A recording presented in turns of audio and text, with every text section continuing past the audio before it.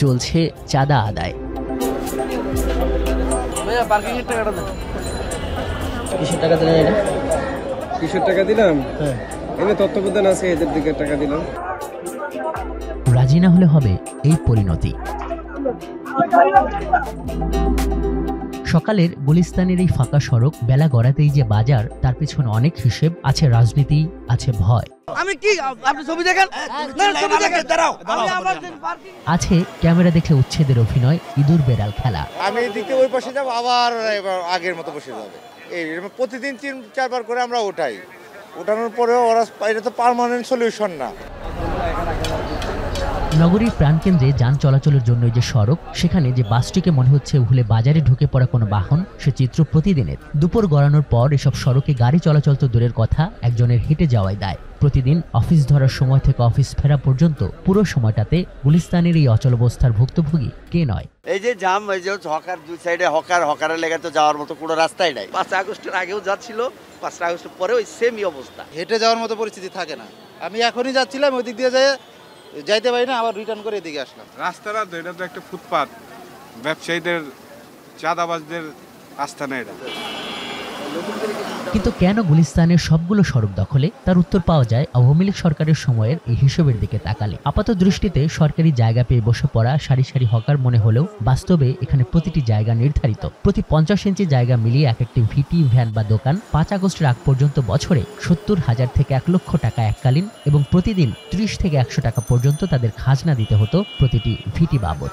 প্রত্যেকটাই চুক্তিভিত্তিক এবং প্রত্যেকটা অ্যাডভান্স নেওয়া, কোনোটা অ্যাডভান্স নেওয়া, কোনোটা হয়তো ওই যে ডেলি বেসে নেওয়া, 200, 300, 500 এরকম করে প্রতিদিন নেওয়া হয়। আওয়ামী লীগ তো যেটা বললাম, আওয়ামী লীগ যাওয়ার পরে মূলত আওয়ামী লীগের লোকরাই এখন ওই যে পাল্টাই ফেলছে, সোলম পাল্টাইছে।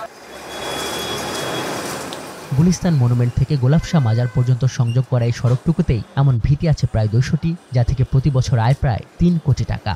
সিটি কর্পোরেশনের এসব সড়ক, ফুটপাত দখল করে আসলে এমন ভিটি কত আছে এই গুলিস্তানে, তার কোনো হিসাব নেই সংস্থাটির কাছে। তবে আমরা হিসাব করে দেখেছি, সব মিলিয়ে এখানে এমন ভিটির সংখ্যা হবে প্রায় 3000। এবং সরকারি সড়ক ব্যবহার করে এই গুলিস্তান থেকে একদিনে চাঁদাবাজির পরিমাণ কমপক্ষে 3 লক্ষ টাকা। বছর শেষে এই গুলিস্তান থেকেই বিভিন্নভাবে চাঁদাবাজির পরিমাণ প্রায় 1.5 কোটি টাকা। কিন্তু 5 আগস্টের পর তো আওয়ামী লীগ নেই, তাহলে তাদের জায়গায় কারা? ভয়ে সামনাসামনি সব ঠিকঠাক বললেও গোপনে ভেসে আসে অনেক আক্ষেপ। এরা ক্ষমতা আসার আগ পর্যন্ত এভাবে করতেছে, ক্ষমতার পরে কি করবে এটা আমরা চিন্তিত। প্রশাসন ভাগ পাইয়েই নীরব থাকে, উপরের থেকে চাপ দিলে একটু উঠাই দেয়, কতক্ষণ পর আবার বসে যায়। বাইতুল মোকাররমের সামনে থেকে ঢাকা ট্রেড সেন্টারের চত্বর পাশ পর্যন্ত প্রায় আপনার হাজার দোকান। আপনার আইসেন, আপনার পিছিয়ে আমরা মিছিল মিটিংয়ে যেতে হবে। আমি এখানে দোকানদারি করি। পরিচয় গোপন করে নেতাদের সঙ্গে যোগাযোগ করলে জানা যায় আরো কিছু তথ্য।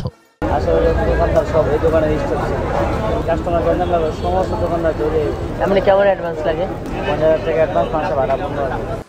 অনুসন্ধানে আমরা দেখি পুরো গুলিস্তানকে বিভিন্ন ভাগে ভাগ করে নিয়ন্ত্রণ করছে রাজনীতির বিভিন্ন পক্ষ।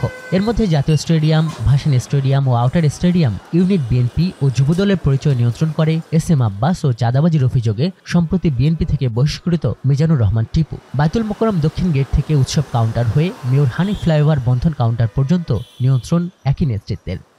মনে করো মনুভাই হইতে আছে, মনে করেন আরো বড় বড় নেতারা আছে, স্বেচ্ছাসেবক দলের আছে, যুব দলের আছে, আর আমি যাওয়ার কথা হলো স্বেচ্ছাসেবক দলের মনুভাই। হ্যাঁ, সবাই ভাগ পাইছে, সবাই। গুলিস্তান নাট্যমঞ্চ পার্ক ও পশ্চিম পাশের ফলপুরটি নিয়ন্ত্রণ করা হয় যুবদলের নামে। বাইতুল মোকাররম দক্ষিণ গেটের ফুটপাতের 200 দোকান থেকে চাঁদা নেন ইউনিট বিএনপি ও যুবদলের নামে কাদের ও খোকন। একই ব্যক্তির নিয়ন্ত্রণে আছে মোবাইল চোরা মার্কেট থেকে আউট স্টেডিয়ামের পশ্চিম পাশ।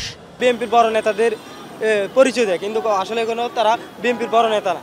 কথা বলছেন, আমি যেটা জানি যে এটা আওয়ামী লীগ থাকতেও তারা এরকম করছে, বিএনপি থাকতেও, বিএনপি এখনো ক্ষমতা আসে না, কিন্তু ক্ষমতা কেউ আসে না। তারা বলছে যে আমরা এখানে চার্টার ভর্তি দেবো, কেউ কিছু করতে পারবে না। একইভাবে নিয়ন্ত্রণ আছে মুক্তাঙ্গন ও পল্টন মোড়ে। বাইতুল মোকাররমের লিংক রোড নিয়ন্ত্রণে আছে যুবদল ইউনিটের জিয়া, শহীদ, লুচ্চা কামালের আধিপত্যে। এবং এর পেছনে যে মহানগর দক্ষিণ শ্রমিক দলের সদস্য সচিব বদরুল আলম সবুজের আশকারা আছে, তা বোঝা যায় ক্যামেরার সামনেই দলবল নিয়ে হকারদের দেয় হুমকি ধামকি থেকে। আপনি আবার করতে গেলেন কথা বলেন হেরাও তো এরকম জুলুম করে নাই আপনারা আইসা আপনারা ক্ষমতায় না যাইতেই আপনারা জুলুম করেন।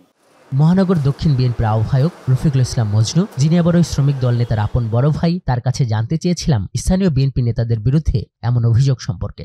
পুলিশও কয়েকবার বলছি যেগুলো সব ধরে ফেলা, বুঝছেন, যারা না আমরা ধরে ফেলাই। আমরা চাই না মানুষের লোক এগুলা নিয়ে করুক, কাজ চাঁদাবাজি করুক, এগুলো নিয়ে আমার পক্ষে না। আমরা চাই যে অ্যারেস্ট করুক। যদিও সিটি কর্পোরেশন বলছে বড় সমস্যা এসব হকারদের পেছনে থাকা রাজনৈতিক ইন্ধনদাতারাই। আপনার যে পলিটিক্যাল ইনফ্লুয়েন্স পার্টি আছে এখানে, তারা হয়তো একটু বসাচ্ছে। এখন আইন তো মান্য করার বিষয়, আইন তো প্রয়োগ করে তো আপনার একজনকে শুধরানোর সুযোগ নাই। তা বিশ্বাস রাখি যে এখানে আসলে পলিটিক্যালি যদি বায়াসড হয়ে থাকে, তাহলে এখন রাজনৈতিক দলগুলো এই বিষয়গুলো আসলে নজর আনা উচিত।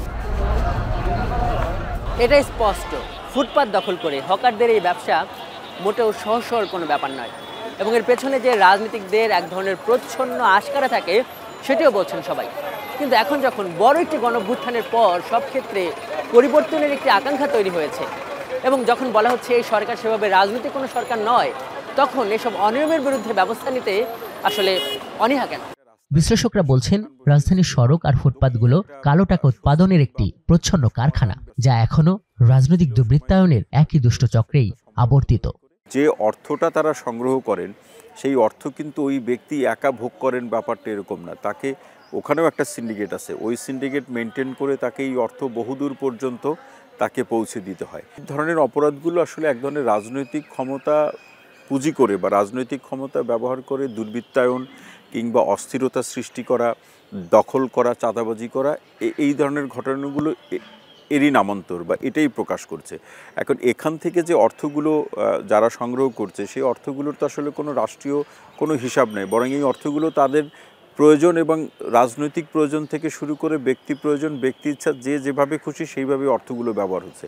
তাহলে এইভাবে যদি অর্থের ব্যবহারটা হয়, এই রাজনৈতিক দুর্বৃত্তায়নের মাধ্যমে সংগৃহীত অর্থের ব্যবহার যখন হয়, সেই অর্থ দিয়ে কিন্তু সমাজে অস্থিরতা সৃষ্টি থেকে শুরু করে নানা ধরনের অনিয়ম অথবা উচ্ছৃঙ্খল আচরণ তৈরি করা সম্ভব। এখান থেকে উত্তরণের উপায় হিসাবে সিটি কর্পোরেশনকেই জোরালোভাবে ভূমিকা পালন করতে হবে। তার আইনে যা আছে সেটি প্রয়োগ ঘটানো এবং আইন শৃঙ্খলা বাহিনীকে এখানে সোচ্চার ভূমিকা ব্যতীত এই অবস্থা থেকে কোনো মুক্তি মিলবে না।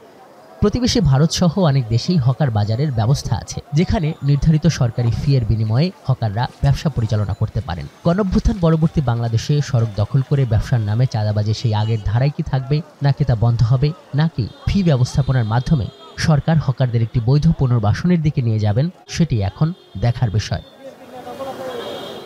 আজহার লিমন, এখন, ঢাকা। লিলি হালাল বিউটি সোপ, বিএসটিআই কর্তৃক সনদপ্রাপ্ত দেশের প্রথম হালাল বিউটি সোপ, দীপ্তিময় উজ্জ্বল ত্বকের জন্য।